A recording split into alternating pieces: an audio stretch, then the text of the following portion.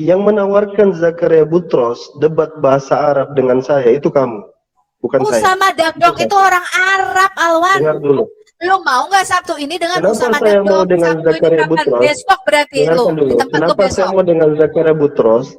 Karena itu kesempatan buat saya mematahkan kepalanya di hadapan kalian-kalian. Mana Zakaria Butros, bisa, Wan? Saya tantang kamu sekarang, Alwan. Ini yang tidak bisa dijawab oleh orang Muslim. Kamu sebutkan 3 kelebihan Nabimu Muhammad, moralnya, ajarannya dibandingkan Yesus. Silakan kamu sebutkan. Pada kesempatan ini, secara spesifik, saya yang akan menunjukkan, membuktikan. Saya temukan dalam Alkitab dan masih banyak lagi. Minimal ada 13 keutamaan, kelebihan Yesus dibanding dengan nabi-nabi sebelumnya.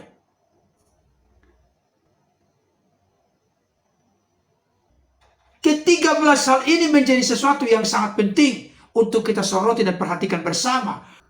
Karena ke-13 keutamaan atau kelebihan Yesus ini sangat penting. Saya berharap Bapak Ibu Saudara untuk berkenan menonton, menyimak, memperhatikan sampai tuntas selesai. Sehingga nanti memiliki pemahaman yang utuh dan lengkap. Yang pertama,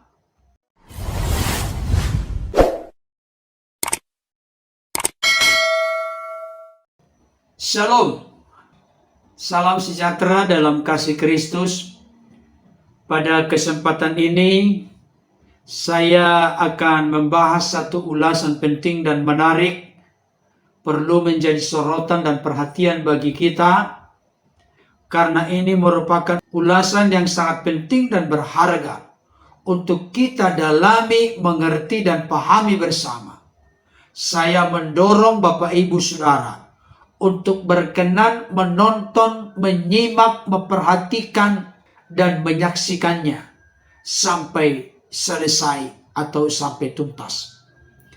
Ulasan ini saya beri judul Ustadz Alwan ngotot, Sofiatul tantang debat, tunjukkan 3 keutamaan atau kelebihan Muhammad dibandingkan dengan Yesus.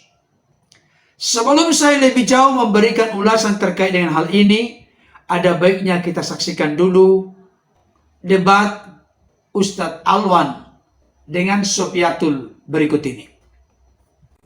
Alwan, kamu mau ngomong apa, Alwan? Oke, baik. Bismillahirrahmanirrahim. Sofi, saya tagih janji kamu sama Zakaria Butros. Kamu ingin Kan aku udah anterin kamu sama Usama Dakdok. Abuna Zakaria belum bisa kita kontak lagi. Coba dengarkan. Abuna Zakaria itu di IDO. Kita di Zakaria West Butros Coast. itu yang sodorkan kamu. Kamu sodorkan ke saya pemain impor Zakaria Butros debat sama saya. Sekarang saya tagih janji kamu. Waktunya udah bisa. Kamu mau nggak sama Usama Dakdok? Kita aturin waktu. Saya mau tantang dulu Zakaria Butros. Kalian ini sudah tantang-tantang saya cari pemain impor ya. Terus kamu menyelisih janji kamu. Stok kita itu banyak. Itu, kamu mau sama Dakdok, kamu mau sama Hussein. Sini. Zakaria Butrosnya itu jangan penakut begitu dengan saya. Hah, dia takut saya, makanya dia takut sama saya. Bentar. Gua tegesin sama lo ya, Wan ya. Abuna Zakaria Butros itu kepalanya dihargai $65 juta sama kalian muslim. Tidak ada soal. Enggak. Saya tanya. Siapa yang mengatakan Abuna Zakaria Butros takut sama lu? Orang kenal lu aja nggak ada. Sophie, kita lagi atur waktu. Kamu tahu nggak Abuna Zakaria Butros itu di IDHO? Kamu tahu beda waktu antara West Coast dan East Coast? Kamu ngerti nggak? Saya ikut waktunya. Dia siap. Makanya aku bilang, aku kan sudah ngomong lewat Edis. Bentar, kamu diam dulu. Jadi saya sudah kasih Edis waktu. Atur waktu kamu dengan Usama Dakdok. Usama Dakdok lebih banyak waktu. Siap. Kalau lu siap, Sabtu ini kita jabanin. Sebentar ya, satu-satu gantian ya Sofia. Pertama dulu begini, kenapa saya antusias dengan Lu mau nggak Sabtu ini dengan Usama Dagdok? Udah itu aja. sabar, ganti-gantian dengerin dulu, dengerin. Yang menawarkan Zakaria Butros debat bahasa Arab dengan saya itu kamu, bukan saya. Usama Dagdok itu orang Arab, Alwan. Dengar dulu. Lu mau nggak Sabtu ini dengan Kenapa Usama saya Dagdok? mau dengan Sabtu ini Zakaria kapan? Butros? Besok berarti lu Dengarkan dulu. di tempat lu Kenapa saya besok. mau dengan Zakaria Butros? Karena itu kesempatan buat saya mematahkan kepalanya di hadapan kalian-kalian. Mana Zakaria Butros, bisa, Wan? Mana biar bisa? Saya pakai tanya tua ya, itu. saya tanya. Saya kasih tahu kamu ya. Islam, Jangan suka di-mute, Sofi. Islam agama dongeng sampai kapanpun tidak akan pernah menang melawan Kalian banyak Kristen. terjemahan, ditanya hanya ngerumpi di Saya tantang kamu sekarang, Alwan. Kamu sebutkan banyak 3 terjemahan, kelebihan. ditanya ngerumpi Gini. Udah kamu sama aku. Kamu Kalian sama aku. panggil Kamu sama pemain aku aja. impor Zakaria Butros, sekarang jadi takutan mau kencing-kencing ya. Zakaria Butros mau kencing-kencing Kamu sama berhadapan aku dengan aja. saya. Kamu sama aku aja. Sekarang tunjukkan Sekarang ya, kamu tunjukkan. Kamu kan mengatakan. dengarkan, Ya, kamu bisa dengarkan Sofi. Kita clearkan Kamu sama satu-satu. aku aja. Kamu sama aku. Ya. Aku Kalau kasih waktu sampai kamu 10 Zakaria menit. Butros tidak muncul di hadapan saya, dia punya cut, ya, sudah Kamu sekarang berbahasa Arab, gini. masih penakut dengan saya, berhadapan dengan saya. Ya. Penakut dengan Siapa kamu. itu? Kamu ngerti nggak? Zakaria Butros Waktunya yang kamu kapan? tawarkan. Kalau kamu masih ngoceh aja, ya saya sudah kasih dengan Edis, saya tantang kamu dengan Usama Dagdok. Waktunya lebih fleksibel. Kita sudah bisa atur dengan Usama Dagdok. Kamu tidak menanggapi, artinya kamu takut dengan Usama Dagdok. Abuna Zakaria itu seorang pendeta. Waktunya cukup padat. Ngerti kamu? Dia itu punya TV satelit. Kalau kamu mau, aku sudah kasih Edis itu udah jauh-jauh hari. Dis, katakan sama si Alwan. Usama Dagdok sudah siap. Kamu tinggal atur waktunya. Kamu mengatakan iya, tapi kamu belum kasih kita waktunya lewat Edis. Artinya tuh kamu yang penakut. Sekarang gini aja, kamu sama aku di sini. Ini yang tidak bisa dijawab oleh orang Muslim. Kamu bisanya jawab apa? sekarang. Banyak terjemahan Kamu uji seperti aja, kamu bisanya aja. apa? Ilmumu Gini. sampai di mana? Gak usah ngomong ilmu, Wan. Aku tanya sama kamu. Kamu sebutkan 3 kemuliaan kelebihan nabimu dibandingin Tuhan Yesusku. Kamu sebutin 3. Kamu sebutkan 3 kelebihan nabimu Muhammad. Moralnya, ajarannya dibandingkan Yesus. Silakan kamu sebutkan. Iya, jadi jurus mute kamu, jurus menurunkan kamu, itu yang kamu pakai di sini, yang kamu andalkan. Loh ini ruang saya kok. Kamu berharap diskusi. Ini ruang saya suka-suka saya. Diskusi dengan. Ini ruang saya suka-suka saya. Kamu masuk di saya tuan rumahnya. Streamyardnya saya ini. Ini streamyard saya punya. Kalau kamu nggak suka, lu urusin aja streamyard lu sendiri. Gua aja nggak pernah lihat channel lu. Kalau kamu masuk di ruangan saya yang ngatur. Kamu ikut saya. Sekarang saya tanya sekali lagi, saya akan naikkan kamu. Sebutkan 3 kelebihan nabimu dibandingkan Yesus Kristus. Moralnya atau ajarannya. Kamu sebutin 3 aja kelebihan nabimu dibandingin Yesus Kristus. Silakan. Ya, itu kan. Belajar jujur saja nggak bisa kamu. Belajar adil aja nggak bisa coba. Pasti sedikit lagi saya akan kamu sebutkan 3 kelebihan moral ajaran nabimu dibandingin Yesus. Waktunya 2 arah, jangan cuma 1 arah. Jangan cuma kamu bertanya, saya menjawab. Kamu juga saya tanya. Harusnya begitu. Kalau kamu mau. 2 arah. Itu baru diskusi namanya. Kamu lihat saya di TikTok. Kalau tugas kamu cuma bertanya. Kamu lihat saya di TikTok. Saya 3 jam, 4 jam menjawab pertanyaan Muslim tentang Yesus dan tentang Alkitab. Saya tidak pernah lari ketika ditanya tentang Alkitab. Gak seperti kita puisi kamu, kita pantunmu itu. Kamu saya tanya surah 100 saja gak bisa jelasin. Sekarang saya tanya sama kamu. Kamu sebutkan 3 kelebihan Muhammad, moralnya, ajarannya dibandingin Yesus. Kalau kamu tidak jawab, ini kesempatan terakhir, Alwan. Saya kick kamu. Pokoknya panggil Zakaria Butros yang penakut itu hadapi saya, lalu saya hadapi lagi Usama Dakdok yang pemain impor yang satunya itu. Saya hadapi dua-duanya. Kalian tidak usah buat tidak ada waktu lah, sibuk lah. Sudah pakai pemain impor, lari lagi. Gimana ceritanya kalian ini? Mampunya hanya ngerumpi di Kamu mau Zoom jawab kalian. pertanyaan saya? Kalau mau Ya, diskusi ini Sofi, kesempatan ayo terakhir, aku berdua. saya yakin. Kita diskusi. Loh, ini Jangan sudah cuma berdua kamu loh ya. bertanya. Ayo kita cari topik apa? Kamu ini pikir pakai Kita otak, cari jangan topik apa? schizofrenia. Masa tugas kamu cuma Sekarang kamu kayak sudah jadi orang bertanya. saya naikkan berdua. Saya sudah kasih waktu kamu. Ini saya sudah mau pergi ini. Saya kasih waktu kamu loh, Alwan. Masih ngeles aja loh. Sekarang silakan kamu jawab 3 kelebihan nabimu dibandingkan Yesus. Jawab. Masih ngeles aja lu, nggak dikasih kesempatan berdua. Lah kita ini ngapain berdua di Serimbiat ini? Yang lain aku turunin. Masih ngeles kamu. Bagaimana mungkin kamu menghadapi Zakaria Butros dan Usama Dakdok kalau kamu tidak bisa menghadapi pertanyaan saya? Silakan dijawab 3 kelebihan nabimu dibandingkan Yesus. Kamu katanya lebih pintar daripada muslim-muslim lainnya. Sekarang jawab, apa kelebihan nabimu? Dari moralnya, dari ajarannya. 3 saja kamu sebutin kelebihan Muhammad dibandingkan Yesus. Ini kesempatan terakhir. Kamu tidak jawab, saya tutup, saya end broadcast ini. Ya, saya jawab biar senang hati kamu ya. Dalam Al-Quran dikatakan la nufarriqu baina rusulim. Allah itu tidak membeda-bedakan para rasul. Isa, Yesus, Muhammad, semua mulia di sisi Allah Subhanahu wa taala. La nufarriqu baina rusuli. Allah tidak membeda-bedakan rasul. Itu ada di dalam Al-Quran. Makanya baca Quran biar kalian Pertanyaan tahu. saya bukan itu. Berarti Apa Nabi pertanyaan? Muhammad. Kamu tanya tentang keutamaan kan? Keutamaan.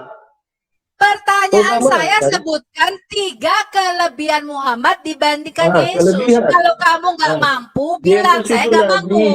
Rasulullah Nabi. Allah Pertanyaan katakan saya bukan dalam Quran, itu. la nufarriqu baina Kamu tuh dengerin dulu, dengerin. Jangan schizofrenia. Lu jangan schizofrenia. Kamu dengerin pertanyaan saya. Sebutkan 3 kelebihan keutamaan Muhammad dibandingkan Yesus. Jangan cerewet. Kamu jangan kemana-mana. Jangan suka Kalau kamu nggak bisa jawab, kamu bilang nggak bisa jawab. Itu aja cukup. Mau Nggak usah diskusi, kemana-mana. dijawab aja takut. Sebutkan, kamu nggak jawab udah kok. saya jabanin masih takut gimana? Sebutkan 3 kelebihan nabimu dibandingin Yesus Kristus. Itu pertanyaan saya. Jangan lu ceramah di sini. Menurut Al-Quran, Allah tidak Apa yang pertama apa? Rasul. Pertanyaan saya bukan itu. Pertanyaan saya bukan itu. Sebutkan 3 kelebihan nabimu. Kan yang kamu tanyakan keutamaan Rasulullah daripada Yesus, begitu kan? Daripada Isa, ya kan? Kamu tanya begitu tidak? Aisyah. Kamu tanya begitu Kapan kan? saya nyebut-nyebut Aisyah? Saya tanya kapan saya nyebut-nyebut Aisyah? Aisyah. Kok Kamu Aisyah? tanyakan apa keutamaan Siapa itu Yesus Aisyah? kan? Saya tidak pernah menyebut-nyebut Aisyah. Siapa itu Aisyah? Seluruh nabi di mata Allah itu sama. Allah di dalam Al-Quran mengatakan Allah. Oke, berarti Ya mute aja nabimu. terus kerjamu mute aja. Kamu nggak jawab pertanyaan saya, Alwan. Cuma mute aja di sini. Tidak adil, tidak jujur, takut. Panggil Zakaria. Dengar ya. Jadi ini Ustadz yang katanya dibangga-banggakan, yang katanya bisa berbahasa Arab, menyebutkan 3 kelebihan Muhammad saja nggak bisa, teman-teman. Jadi saya sarankan Anda Muslim, Anda mulai pikir-pikir lagi deh kalau ikut junjunganmu itu. Ini pertanyaan yang harus kamu tanyakan kepada dirimu. Kamu pikir, bener ya kata Bu Sofiatul, gue ngikuti ajaran Muhammad, moralnya Muhammad apaan ya dibandingin Yesus? Apa sih kelebihan Muhammad dibandingkan Yesus Kristus, saya tanya? Ajarannya dan moralnya. Apa kelebihan Muhammad dibandingkan Yesus Kristus secara ajaran dan moralnya? Itu yang saya tanyakan. Mereka mengatakan semoga Bu Sofia itu mendapatkan hidayah baik. Saya sudah mendapatkan hidayah bertahun-tahun yang lalu ketika saya ketemu Tuhan Yesus. dan saya disembuhkan dari penyakit yang orang katakan tidak ada obatnya. Baik Bapak Ibu Saudara, tadi kita sudah menyimak, mendengar, memperhatikan, dan menyaksikan debat dari saudara kita Ustadz Alwan dengan saudari kita Ibu Sofiatun. Saudara yang dikasihi oleh Tuhan, saya tidak akan mencampuri tentang keutamaan dan kelebihan Muhammad dibanding Yesus. Tetapi yang mau saya sampaikan tanpa mengurangi rasa hormat saya kepada saudara-saudara kita Muslim atau Islam, di mana mereka sangat menjunjung tinggi menghormati Nabi Muhammad, Nabi dari saudara kita umat Islam. Maka pada kesempatan ini, secara spesifik, secara fokus, saya yang akan menunjukkan, membuktikan. Saya temukan dalam Alkitab dan masih banyak lagi. Minimal ada 13 keutamaan, kelebihan Yesus dibanding dengan nabi-nabi sebelumnya. Ke-13 hal ini menjadi sesuatu yang sangat penting untuk kita soroti dan perhatikan bersama. Karena ke-13 keutamaan atau kelebihan Yesus ini sangat penting. Saya berharap Bapak Ibu Saudara untuk berkenan menonton, menyimak, memperhatikan sampai tuntas selesai. Sehingga nanti memiliki pemahaman yang utuh dan lengkap. Keutamaan atau kelebihan Yesus yang pertama, kedatangannya banyak sekali dinubuatkan di dalam perjanjian lama. Ratusan nubuatan itu puncaknya digenapi di dalam diri Yesus. Nubuatan berseliweran di sana sini terkait dengan kedatangan Yesus. Pertanyaan saya, nabi mana yang pernah hidup dalam sejarah kemanusiaan yang kedatangannya, kelahirannya, kematiannya, kebangkitannya dinubuatkan sedemikian banyak? Apakah ada demikian? Tidak ada. Yang kedua, berkuasa mengampuni dosa. Ini sudah sangat populer di kalangan kekristenan. Markus pasal 2 ayat yang kelima berkata demikian. Ketika Yesus melihat iman mereka, berkatalah ia kepada orang lumpuh itu, "Hai anakku, dosamu sudah diampuni." Yesus berkuasa mengampuni dosa. Tetapi dalam konteks ini ada yang memberikan argumentasi. Mengucapkan, "Hai anakku, dosamu sudah diampuni," emangnya ada kesukaran atau kesulitan mengucapkan itu? Bukan hanya mengucapkan atau mengatakannya demikian. Tetapi kalau kita melihat respon atau reaksi dari beberapa ahli Taurat yang hadir saat itu, mengapa orang ini berkata begitu? Ia menghujat Allah. Siapa yang dapat mengampuni dosa selain daripada Allah sendiri? Artinya pernyataan Yesus itu dimengerti, dipahami oleh beberapa ahli Taurat, bahwa Yesuslah yang mengampuni dosa dari orang lumpuh itu. Ayat yang ke-8, tetapi Yesus segera mengetahui dalam hatinya bahwa mereka berpikir demikian. Lalu ia berkata kepada mereka, "Mengapa kamu berpikir begitu dalam hatimu? Manakah lebih mudah mengatakan kepada orang lumpuh ini, dosamu sudah diampuni, atau mengatakan, bangunlah, angkatlah tilammu dan berjalanlah? Tetapi supaya kamu tahu," perhatikan penegasannya, "bahwa di dunia ini Anak manusia berkuasa mengampuni dosa. Berkatalah ia kepada orang lumpuh itu, kepadamu kukatakan, bangunlah, angkatlah tempat tidurmu, dan pulanglah ke rumahmu." Yesus memberikan konfirmasi penegasan apa yang telah kuucapkan sebelumnya. Hai anakku, dosamu sudah diampuni. Tetap itu tergenapi, tetap itu terrealisasi, tetap itu terjadi. Yesus tidak pernah menarik kata-katanya. Sekali Yesus berkata, "Hai anakku, dosamu sudah diampuni," maka dosa dari orang lumpuh itu diampuni. Karena Yesus berkuasa mengampuni dosa. Pertanyaan saya, nabi mana yang pernah ada di dalam dunia ini yang memiliki kuasa, potensi untuk mengampuni dosa? Yang ketiga, Yesus tidak berdosa atau tidak berbuat dosa. Ayat-ayatnya cukup banyak. Saya bacakan beberapa untuk kita. Ibrani 4 ayat 15. Dikatakan demikian. Sebab imam besar yang kita punya bukanlah imam besar yang tidak dapat turut merasakan kelemahan-kelemahan kita. Sebaliknya sama dengan kita. Ia telah dicobai, hanya tidak berbuat dosa. Yesus tidak berbuat dosa. Apalagi nanti kalau kita baca dalam konteks pemberitahuan malaikat Gabriel kepada Ibu Maria. Engkau akan mengandung dan anak yang dikandung itu, engkau lahirkan itu akan disebut anak Allah yang kudus. Ibrani 7 ayat yang ke-26. Dikatakan demikian. Sebab imam besar yang demikianlah yang kita perlukan. Imam besar ini salah satu sebutan untuk Yesus.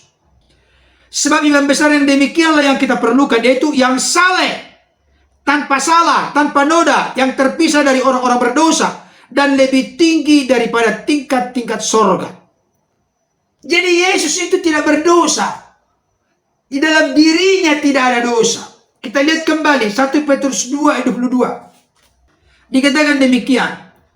Ia tidak berbuat dosa dan tipu tidak ada dalam mulutnya.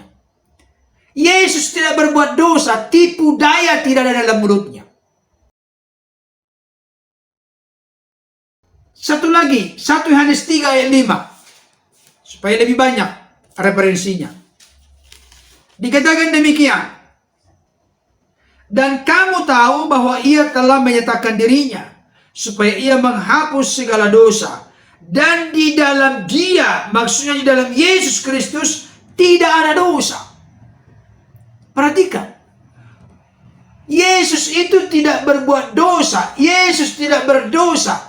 Di dalam dirinya tidak ada dosa. Pertanyaan saya, adakah sosok nabi di dunia ini yang pernah hidup dalam sejarah di mana dia tidak berdosa? Tidak ada. Kecuali Yesus. Yang keempat, berkuasa di surga dan di bumi. Kalau dalam sebutan lain, terkemuka di dunia dan di akhirat. Matius 28:18 berkata, kepadaku telah diberikan segala kuasa di surga dan di bumi. Pertanyaan saya praktis saja. Tunjukkan kepada saya siapa nabi yang pernah hidup di dalam dunia ini sampai pada saat ini yang mana memiliki kuasa di sorga dan di bumi. Jawabannya tidak ada.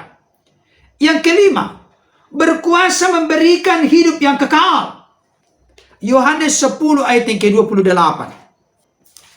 Dikatakan demikian. Dan aku memberikan hidup yang kekal kepada mereka, dan mereka pasti tidak akan binasa sampai selama-lamanya, dan seorang pun tidak akan merebut mereka dari tanganku. Di ayat ini ada dua kelebihan keutamaan Yesus paling tidak. Yang pertama, Yesus berkuasa memberikan hidup yang kekal. Saya tidak akan mungkin memberikan permen kepada Bapak Ibu Saudara kalau saya tidak memiliki permen. Itu logis. Yesus tidak mungkin memberikan hidup yang kekal kepada manusia kalau Yesus tidak memiliki kekekalan. Itu sebabnya dalam konteks Kekristenan, Yesus itu memiliki dui natur, natur kemanusiaan yang lahir dari Bunda Maria, yang mati di kayu salib, yang berdoa, yang takut, yang lapar, yang menangis, yang berpuasa. Tapi natur keilahiannya, dia sehakikat dengan Bapa dalam eksistensi keberadaan sebagai firman yang kekal dalam diri Bapa. Dan yang berikutnya, ayat yang ke-7, berkuasa menjamin kepastian keselamatan. Bukan mudah-mudahan. Dalam kekristenan tidak ada istilah mudah-mudahan terkait dengan hidup yang kekal, terkait dengan surga, terkait dengan keselamatan. Karena Yohanes 10 ayat yang ke-28 bagian B berkata, dan mereka pasti tidak akan binasa sampai selama-lamanya. Sampai selama-lamanya pasti. Saya kasih tahu di dunia ini manusia mau menemukan kepastian. Saya kasih tahu sekaligus kepastian, keselamatan, jaminan sorga, jaminan hidup yang kekal hanya kita temukan di dalam Yesus Kristus Tuhan. Tidak ada di tempat lain.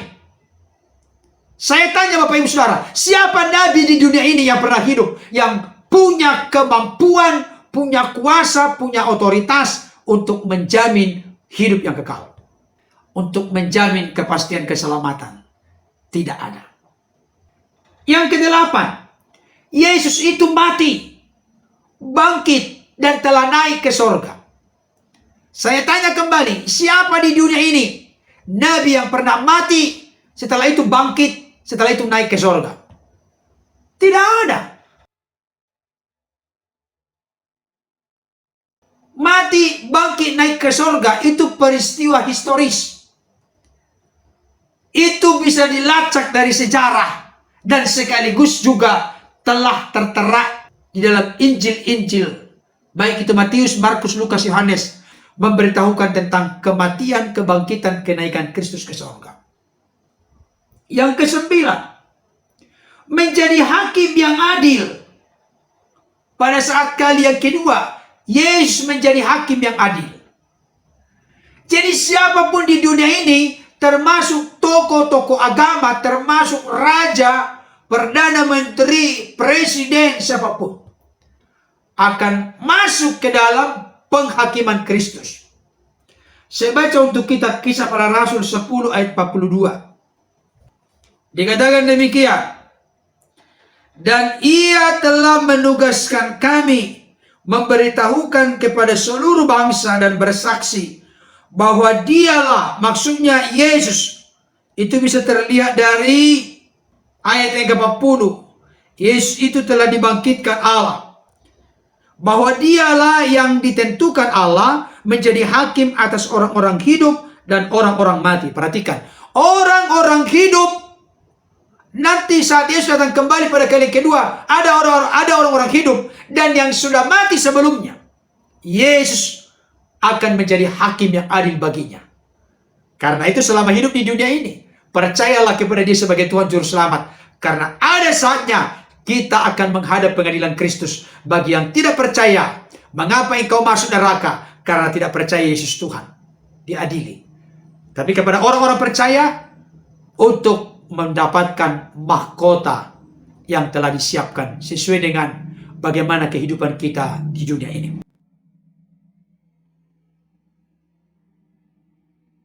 Yang ke-10, Yesus memiliki nama di atas segala nama. Setiap lidah mengaku Yesus Tuhan, setiap lutut bertelut sujud menyembah kepadanya. Saya baca untuk kita Filipi pasal 2 ayat yang ke-9 sampai 11. Dikatakan demikian, itulah sebabnya Allah sangat meninggikan Dia dan mengaruniakan kepadanya nama di atas segala nama, supaya dalam nama Yesus bertekuk lutut segala yang ada di langit dan yang ada di atas bumi dan yang ada di bawah bumi, dan segala lidah mengaku Yesus Kristus adalah Tuhan bagi kemuliaan Allah Bapa. Saudara dikasihi Tuhan, ada saatnya kita akan mengaku Yesus Kristus adalah Tuhan bagi kemuliaan Allah. Kita akan sujud menyembah kepadanya, karena nama Yesus adalah nama di atas segala nama. Tidak ada nama lain, nama yang lebih hebat, nama yang lebih besar, nama yang lebih tinggi, pribadi yang lebih berkuasa, karya yang lebih sempurna dibanding daripada Yesus. Yang ke-11, berkuasa menciptakan dari yang tidak ada menjadi ada. Inilah yang gagal paham orang-orang lain di luar sana. Saya baca untuk kita Yohanes pasal 1 ayat yang ketiga. Dikatakan demikian, segala sesuatu dijadikan oleh Dia, kalau merujuk kepada ayat 1 dan 2, oleh firman. Dan tanpa firman, tanpa Dia tidak ada sesuatu pun yang telah jadi dari segala yang telah dijadikan. Tanpa firman, tidak ada yang terjadi di dunia ini. Jadi kalau ada orang di luar sana yang belum terbuka, tercelik mata hati, mata rohaninya, percaya menerima Yesus sebagai Tuhan Juru Selamat, kebangatan. Karena Yesus itu dalam keberadaannya atau praeksistensinya sebagai firman. Allah mencipta segala sesuatu pasti dengan firman. Tanpa firman tidak mungkin akan tercipta segala sesuatu. Nanti kita bisa melihat itu lagi dalam Kolose pasal 1 ayat 15 sampai 17. Di dalam Ibrani pasal 1 ayat 2 sampai 3. Masih banyak lagi berseliweran di sana sini tentang kuasa Yesus yang sanggup mencipta. Yang ke-12, kelahirannya berbeda dari manusia pada umumnya. Itu jelas. Ada orang berkata, keberadaan Adam dan Hawa lebih hebat daripada Yesus. Karena tanpa ayah, tanpa ibu. Pertanyaan saya, apakah Adam dan Hawa datang dan keluar dari Allah? Kalau jawabannya tidak, Yesus lebih hebat. Karena Yesus datang dan keluar dari Allah. Saya tunjukkan ayatnya untuk kita. Yohanes 8 ayat 42. Dikatakan demikian. Kata Yesus kepada mereka, jikalau Allah adalah Bapamu, kamu akan mengasihi aku. Sebab aku keluar dan datang dari Allah. Perhatikan, Yesus keluar dan datang dari Allah. Apakah Adam dan Hawa keluar dan datang dari Allah? Jawabannya tidak. Jadi sekalipun Adam tanpa ayah, tanpa ibu, Hawa pakai laki-laki karena dari tulang rusuk Adam tanpa ibu. Yesus tetap lebih hebat, lebih besar, lebih utama. Oleh karena apa? Karena Yesus itu bukan sekedar dalam pengertian sebagai manusia toh, tapi dia adalah firman yang telah menjadi manusia. Jadi kelahirannya pun berbeda. Tanpa ayah dengan rahim Maria. Adakah pernah manusia hidup di dunia seperti itu? Tidak pernah ada. Berikutnya, berkuasa membuat banyak mujizat. Itu yang ke-12. Berkuasa melakukan banyak mujizat. Itu sudah rahasia umum. Yang lumpuh berjalan, tuli mendengar, buta melihat, yang kusta menjadi tahir, yang mati dibangkitkan.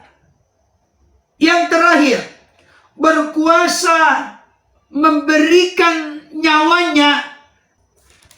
Kita baca Yohanes pasal 10 ayat yang ke-17 sampai 18. Dikatakan demikian. Bapa mengasihi aku, oleh karena aku memberikan nyawaku untuk menerimanya kembali. Tidak seorang pun mengambilnya, maksudnya mengambil nyawanya daripada Yesus, melainkan aku memberikannya menurut kehendakku sendiri. Aku berkuasa memberikannya dan berkuasa mengambilnya kembali. Inilah tugas yang kuterima dari Bapakku. Perhatikan baik. Yesus berkuasa memberikan nyawanya dan berkuasa mengambilnya kembali. Saya mau tanya, nabi mana di dunia ini yang punya kuasa memberikan nyawanya dan berkuasa mengambilnya kembali? Tunjukkan kepada saya. Sudah pasti jawabannya tidak ada. Mari Bapak Ibu Saudara renungkan. Ada 13 paling tidak saya tunjukkan keutamaan, kelebihan Yesus dibanding dari semua manusia yang pernah hidup dalam dunia ini, termasuk nabi-nabi yang pernah ada dalam dunia ini. Yesus tentunya memiliki keutamaan dan kelebihan dibanding dengan para rasul, para nabi, bahkan semua manusia yang pernah hidup sepanjang sejarah segala abad sampai pada saat ini, sampai Kristus datang pada kali yang kedua.